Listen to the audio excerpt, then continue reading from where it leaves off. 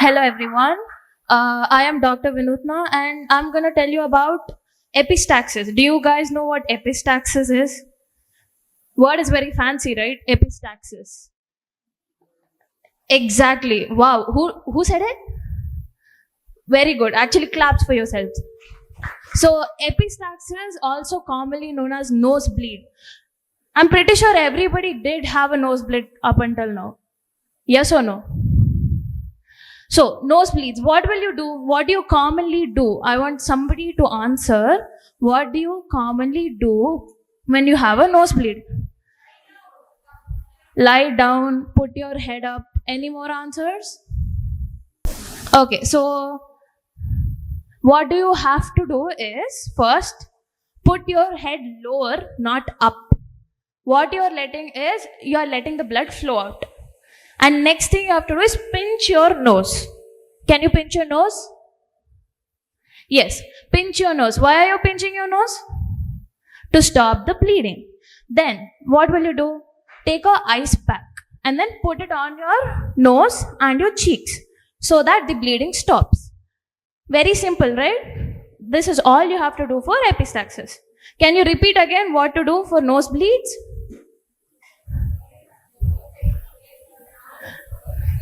Put your head down, pinch your nose, and put an ice pack on your nose. Simple, right? Okay. Next, we have vertigo. What is vertigo? Dizziness. Actually, vertigo is a specific type of dizziness that you get when you're suddenly standing up.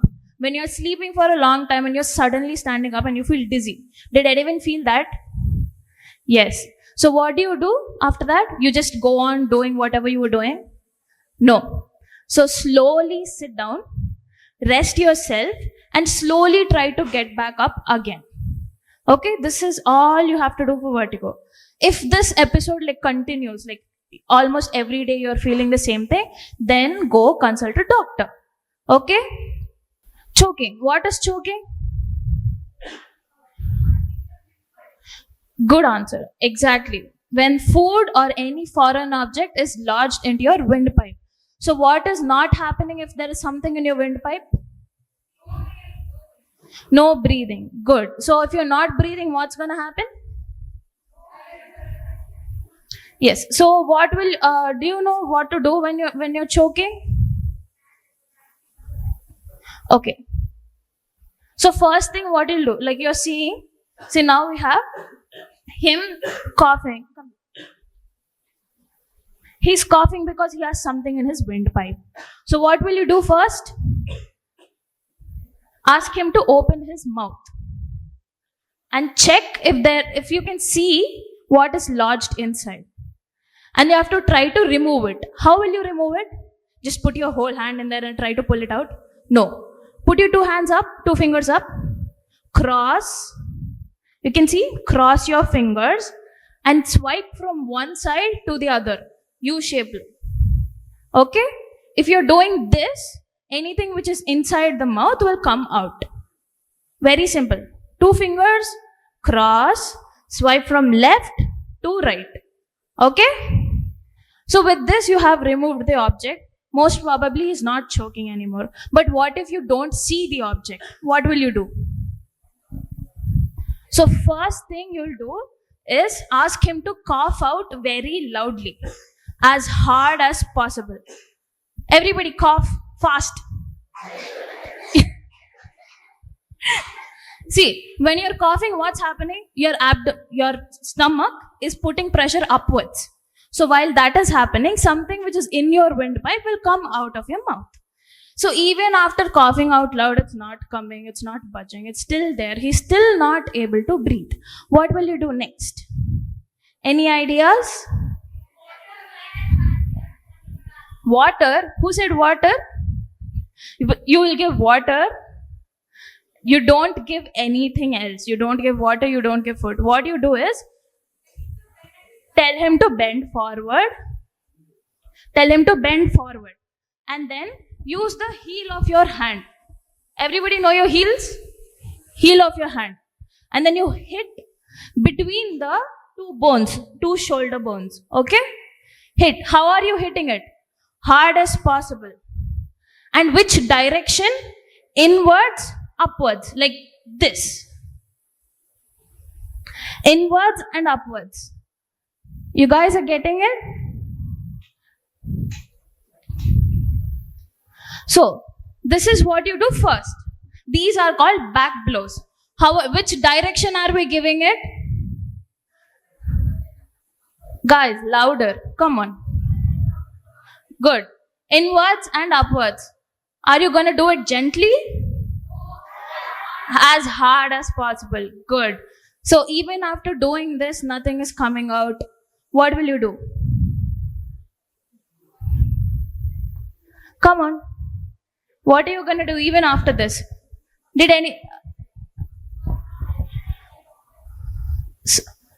anyone hear of something called Heimlich maneuver?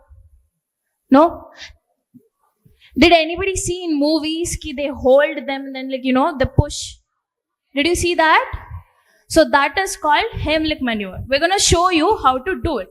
So first thing, ask the victim to spread his feet. Okay? See, spread the feet of the person who is choking. And you put one foot between their feet. Why are you putting that 1 foot between their feet? For your support. Okay? And then hold. See, make a fist with your dominant hand. The hand which you use for everything. Dominant hand. Fist. And then non-dominant hand. You surround the fist with the non-dominant hand. How are you doing this? Around. See. Can you see what's happening here? See, you're putting your fist. Where are you putting it? Between your belly button and your chest. Understanding? See, this is your belly button, right? Everybody knows where a belly button is, right? From there, one hand up. Okay? That is where you put the fist. And then what you're doing now? It's not exactly lifting. You're pushing your hands into him. Okay? Which direction? Inward and upward. Inward, upward. Again, are you doing it gently? No. You have to do it as hard as possible. So what's happening? He's leaning forward and everything which is stuck in his windpipe is gonna come out. Okay? And during all of this, are you going to just do this and leave him alone? What do you have to do in the beginning of any emergency situation? Call for help. Good.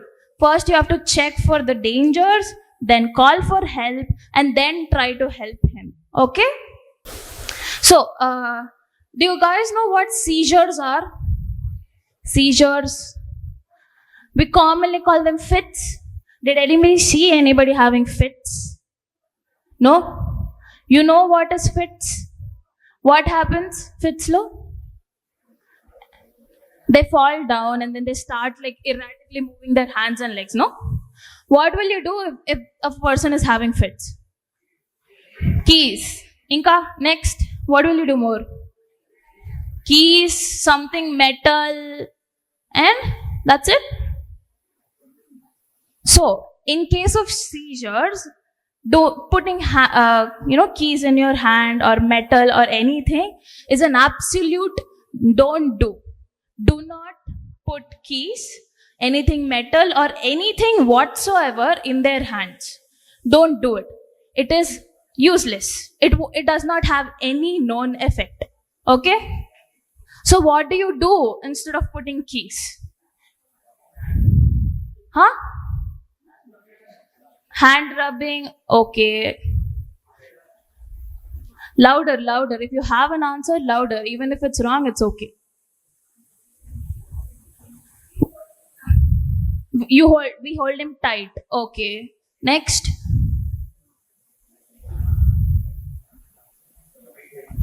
Rubbing hands and feet and holding tight.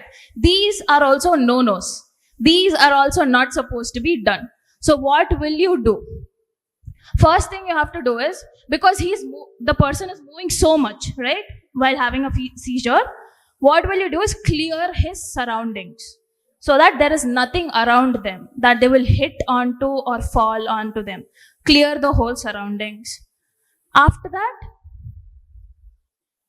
put keys in his hands. No. Hit him.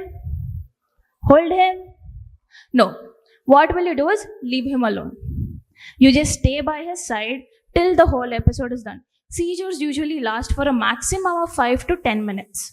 So through that time, they're obviously very scared while that is happening. So through that time, just stay beside them and give them moral support. Say, it's okay. Nothing is gonna happen. You're gonna be alright. That is all you have to do. Clear the surroundings. Give him verbal assurance. Okay? Understand what to do for seizures? Can you repeat? Come on. There is only 2 steps. Clear the surroundings. Moral support while waiting for the episode to complete on its own. If it continues for more than 15 minutes or half an hour, call for help. Take him to a doctor. Okay? So, make sure there is nothing around the person. Clear. Give him moral assurance and let the episode complete on its own. You're not putting anything in his hands. You're not holding them. You're not rubbing their palms. Very simply, you let them do whatever is happening. Okay? You guys understood everything? So that is it for today actually. Now we'll move in a few minutes we'll move on to the CPR demonstration. Thank you. To stay informed about the startup ecosystem, subscribe to My Startup TV.